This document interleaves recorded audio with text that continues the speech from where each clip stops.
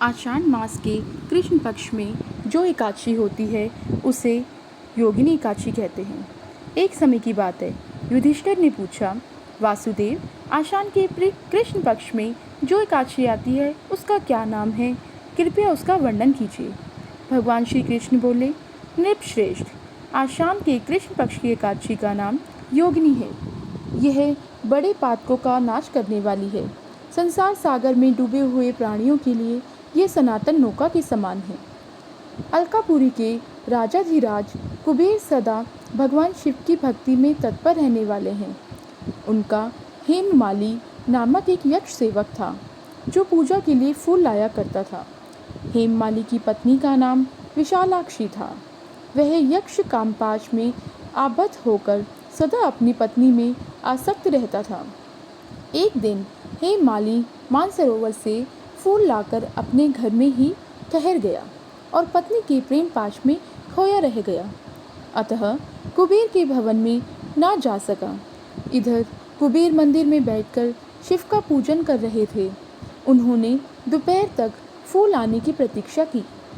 जब पूजा का समय व्यतीत हो गया तो यक्षराज ने कुपित होकर सेवकों से कहा, यक्षों, दुरात्मा हेममाली क्यों नहीं आ रहा है? यक्षों ने कहा, राजन, वह तो पत्नी की कामना में आसक्त हो घर में ही रमण कर रहा है। यह सुनकर कुबेर क्रोध से भर गए और तुरंत ही हेममाली को बुलवाया। वह आकर कुबेर के सामने खड़ा हो गया।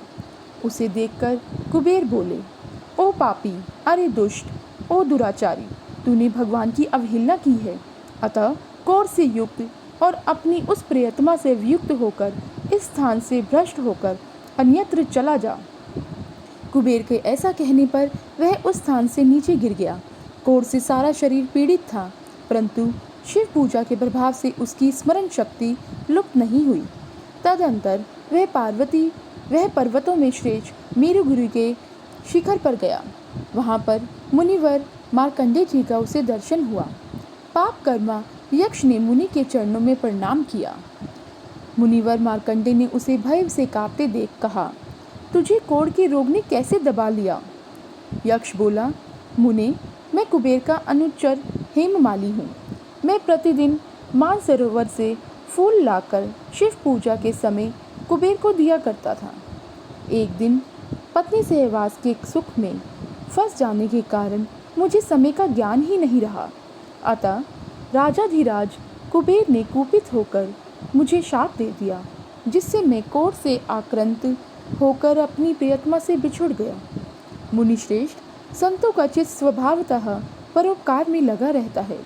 यह जानकर मुझ अपराधी को कर्तव्य का उपदेश दीजिए।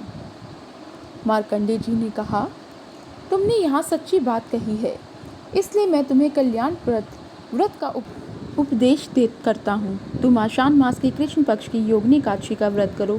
इस व्रत के पुण्य से तुम्हारा क्रोध निश्चय ही दूर हो जाएगा। भगवान श्री कृष्ण कहते हैं, राजन, मार्कंडेय जी के उपदेश से उसने योगिनी एकादशी का व्रत किया, जिससे उसके शरीर को क्रोध दूर हो गया।